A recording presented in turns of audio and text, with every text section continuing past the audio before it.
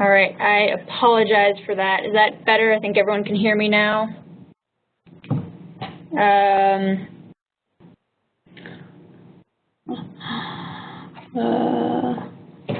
Sorry, just one moment.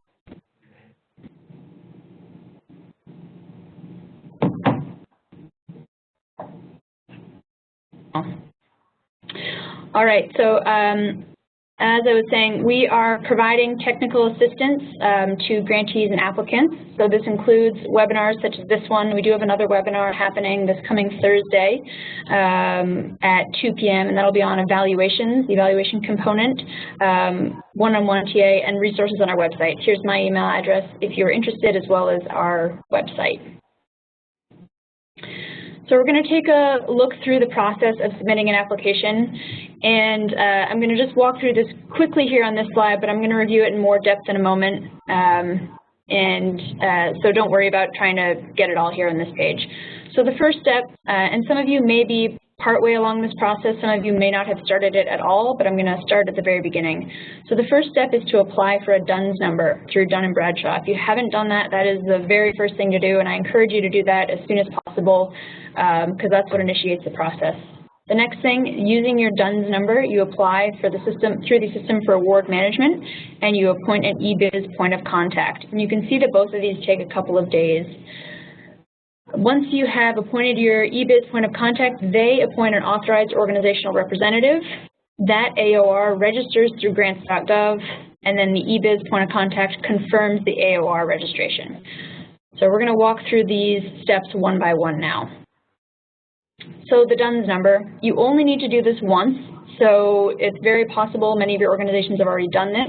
If you're not aware of it, maybe just talk to a director or somebody. Here's the website here where you can do it. It takes 3 to 5 days to register, and there's no fee. You need some basic information about your organization, but it's a fairly straightforward process. The next step, once you have your DUNS number, is to register with the System for Award Management. If you do not have your EIN, your Employer Identification Number, this can take up to 2 weeks. So it's important to make sure that you get this process started right away, as I said before. If you do have your EIN, it takes much less time. If everyone could just make sure that they're muted, I think we've got a little bit of feedback coming in. If you've done this in the past, please be aware that this does need to be renewed annually, so make sure that it is up to date, and you go to SAM.gov to register. Again, there's no fee to register here. You do need your DUNS number, so these can't be done simultaneously. It has to happen after you have the DUNS number. And at this point, you appoint your eBiz point of contact, which will be a director or someone else such as that in the organization.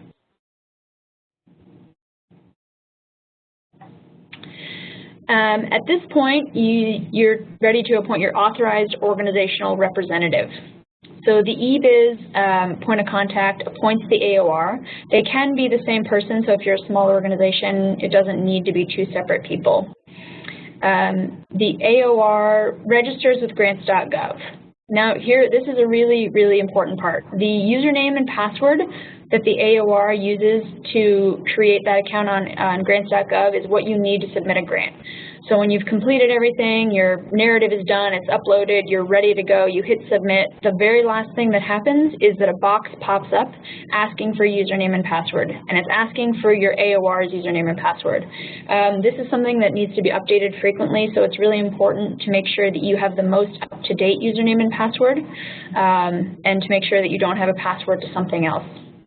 We have heard stories of organizations being completely ready and on time and not being able to submit their application because they don't have the proper password. So after the AOR registers on Grants.gov, at this point, the eBiz point of contact needs to go in and confirm their registration. After the registration is confirmed, then the AOR will be able to submit applications. So all those steps need to happen before you're able to submit. So it's definitely important, particularly if you are back at the spot where you haven't yet applied for your DUNS number.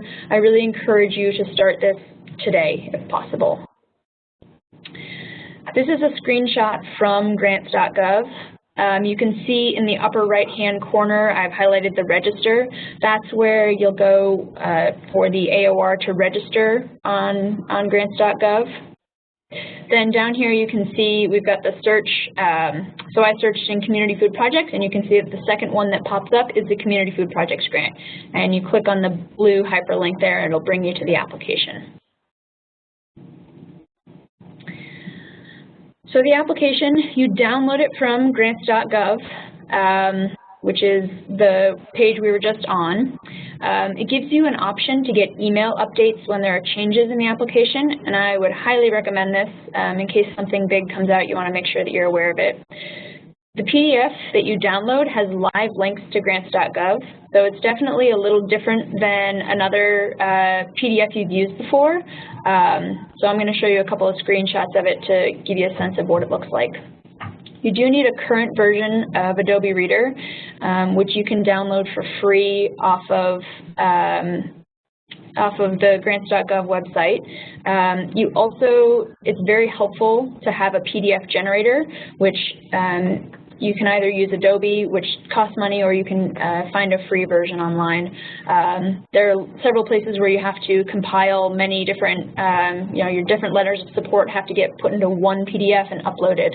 So it's important to be able to generate a PDF from several other PDFs.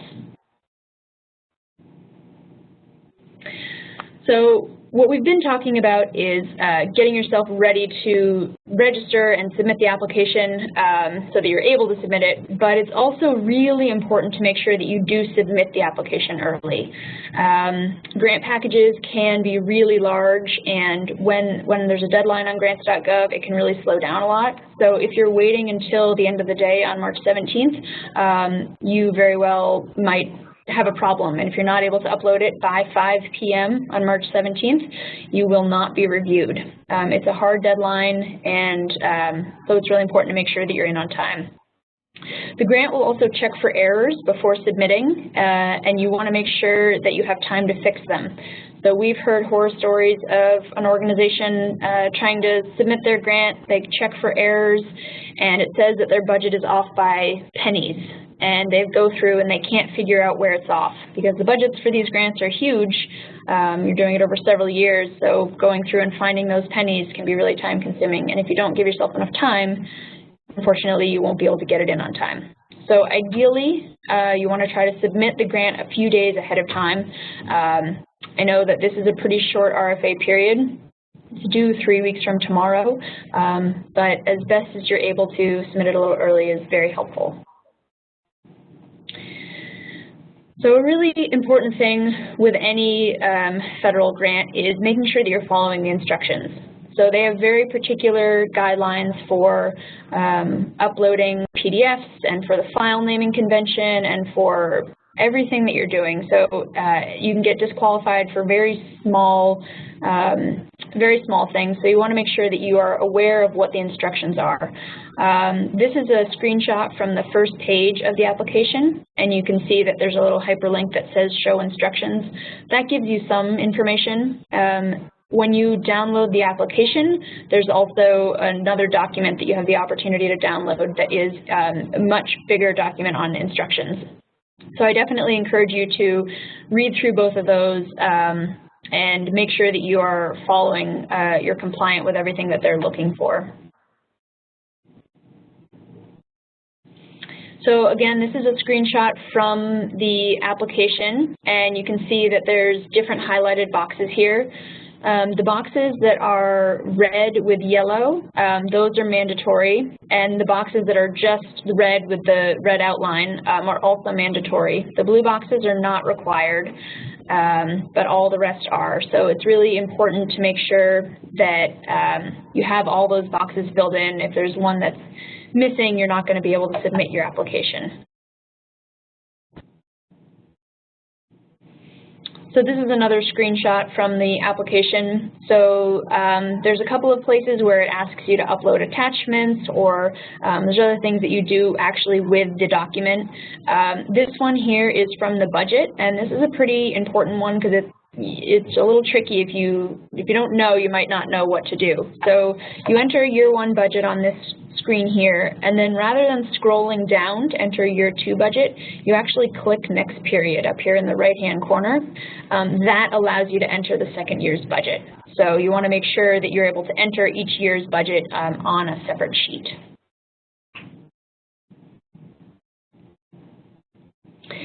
As I mentioned earlier, the PDF has live links to Grants.gov. So this is the very first page of the application, and you can see that we've got a couple of links here. There is a Save button.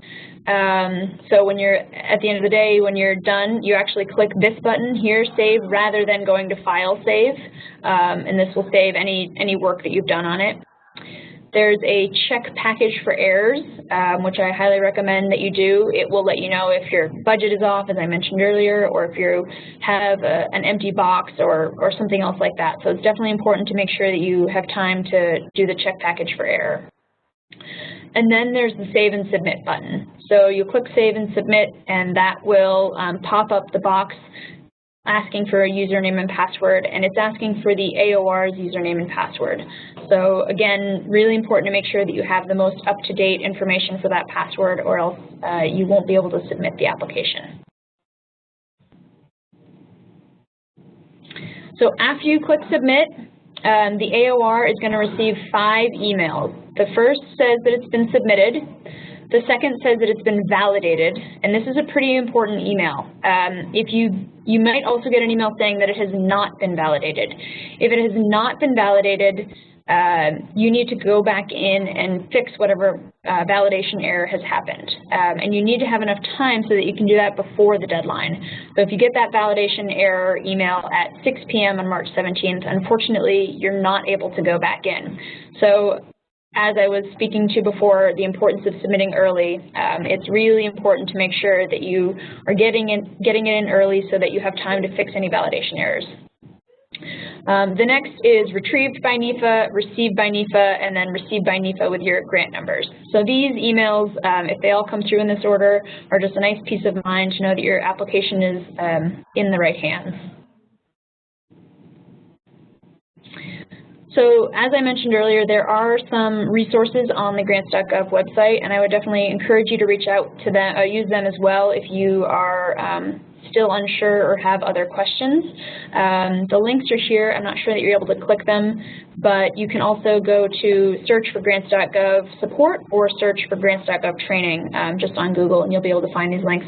I'll also send these links to you when I email you after the webinar.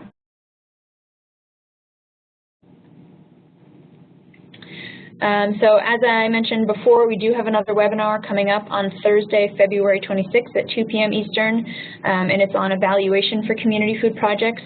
So we're going to look specifically at what they're looking for the evaluation component of this application, and you can register on our website there. So at this point, I will be able to start addressing questions. So I'm going to take a moment here and see if there have been questions coming in. Looks like I don't see any yet. So if anyone has questions, please feel free to type them in now. We also on our website we have a lot of resources for community food projects applicants, including one on a guide to submitting electronically. So I can send you links to those resources as well, but please make sure to follow up on our website and take a look at what we have there. So I don't see any other questions coming through. Please feel free to send me an email if anything comes up. My email is there on the screen. It's slambertson@comteam.org. And unless anyone has anything that they want to talk about, any questions? Then I guess,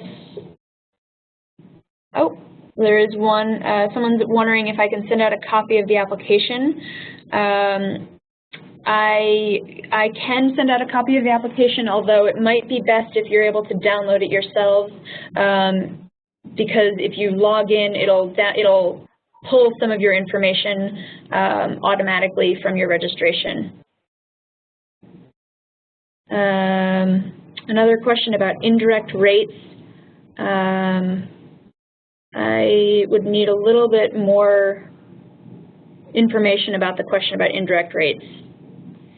This webinar is it is being recorded, and we're going to put it on YouTube probably tomorrow or Wednesday, and I'll send you all a link to the recording once it's up.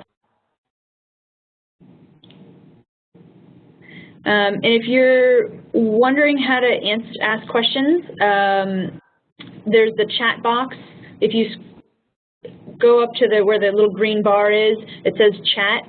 You can click on there and you can send questions to everyone or just to me. Either way is fine. Just had a question asking about how many grants are typically awarded.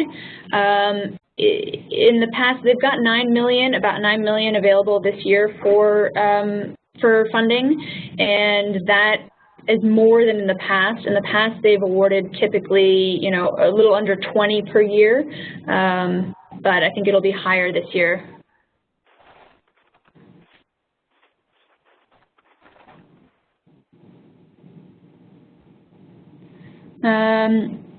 So I've got a question here from Jane. Jane, I'm actually not sure about yours. I might have to get back to you. She's wondering if the SF-424 is submitted ahead of time. I am not sure. I'm going to need to look that up for you.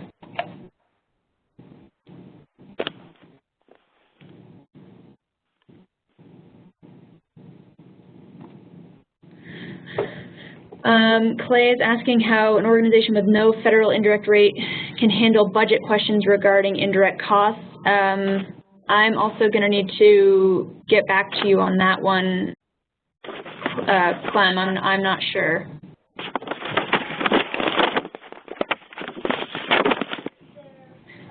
Someone is asking me if the AOR, the emails that go to the AOR, if there's any way for that to go to the person who's submitting an application. No, the emails at the end are only going to go to the AOR. So if you are not the AOR and you're using someone else's username and password, it's really important to let them know that you're submitting an application so that they are aware of these emails.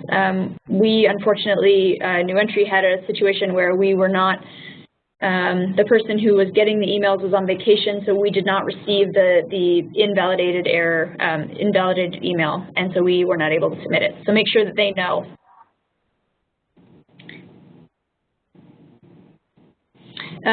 Someone is asking about electronic versus mailing, and that's true. So the submission is 100% electronic. There is nothing being mailed in. So that PDF that I was showing you where it says save and submit, when you click that link on the PDF, it actually is submitting it directly to Grants.gov. So there's no going to the mail. That's not even an option. They only take applications that are submitted electronically.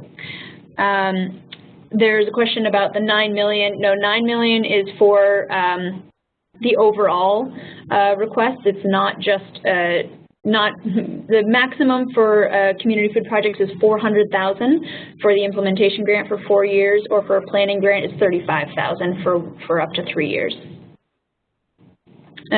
Someone's asking if another federal grant can be used as a match. It cannot be used as a match. No federal funds can be used as match. You can use state and city funding, but no federal funds.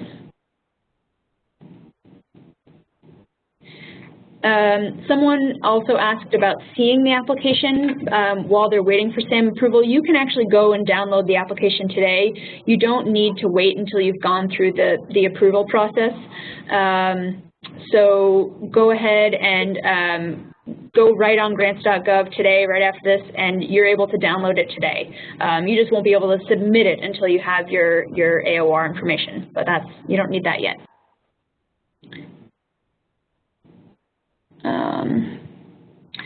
So asking how you become an AOR. So you become an AOR when your organization, whether it's you or whether someone else has already registers with the System for Award Management, you appoint an eBiz point of contact, which is sort of the person within your organization who's going to be the contact there.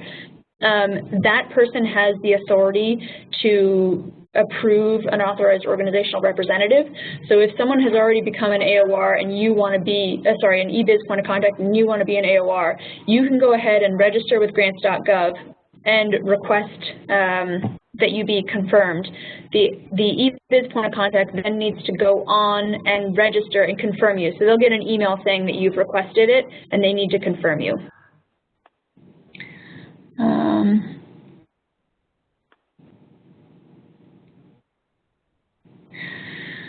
All right, so there's a question about resubmitting versus new. So one organization they submitted an application last year, but they were not funded. You are able to resubmit an application, but please be aware that they don't want you to just resubmit the exact same application. They want to make sure that you've actually updated it. So yes, take reviewers' comments into consideration and make sure that you've updated it based on any of that and anything new that's happened in the past year, but you can submit it as a resubmitted application. Yes, in-kind funding can be used as a match. Food donations, I am not sure about food donations, I believe so, but yes, matches do not need to be cash, they can be in-kind. So I think as of right now, I've covered the questions, but I will hold on for a bit more in case more come in.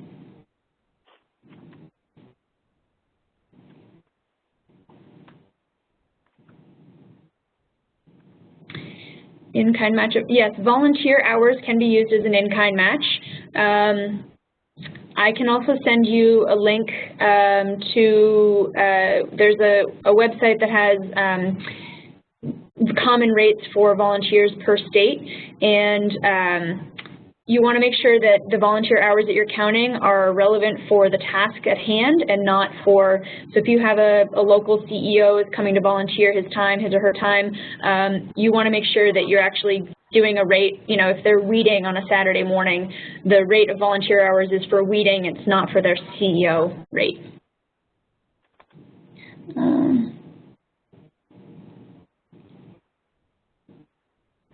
All right, so someone's asking about the AOR definition. So the question is, it sounds like the authorized organizational representative in this case is not necessarily the AOR in the formal sense of the term as the sole person at the organization who can enter into contracts for the organization. Is that correct? I am not super familiar with the formal sense that you're talking about as the sole person who can enter contracts, but you can have more than one AOR. So I believe that it is a different that it's two different things. You can only have one eBiz point of contact, but there can be more than one AOR.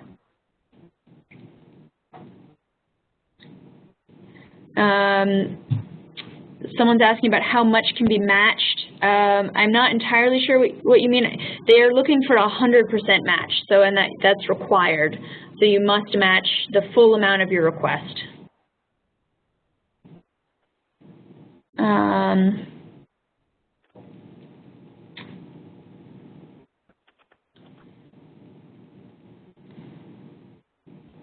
All right. So I think we're gonna end here. There was a webinar last week by the USDA that will be posted probably within the next couple of days.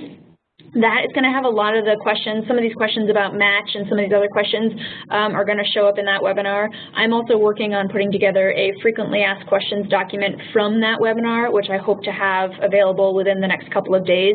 If I have that available, if I have it ready by the time I email all of you, I'll make sure to send that to you. Feel free to reach out to me with any questions. Again, my email is slambertson@comteam.org. I hope that this has been helpful, and I think the main takeaway is really just to make sure that you start the process early as best as you can and you submit early. So I appreciate your time, and I will be sending out the evaluation soon, and I hope that you're all able to fill it out. All right, and have a great day.